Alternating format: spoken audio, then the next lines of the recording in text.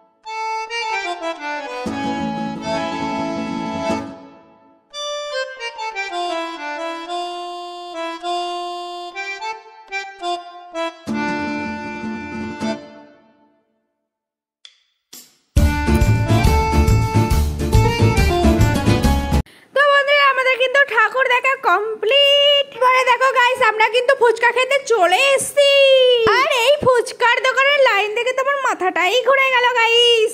আর কাদার ভিতরে জানো তোমরা 3 বার পিছলে গেছি, আর পিছলে ভিজলে গিয়ে যেন কত বড় শোল মাছ ধরেছি। শোল মাছটা ভাবলাম বাড়ি গিয়ে ঝোল ঝোল রান্না করব, মাছ পথেই এসে দেখি শোল মাছটাই স্লিপ কেটে চলে গেছে।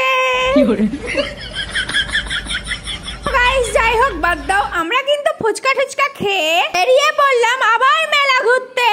দেখো গাইস ফুচকার পাশে ছিল কিন্তু ক্যাকটাল, সরি ক্যাকটাল না ককটাল, যা ভুলে গেছি।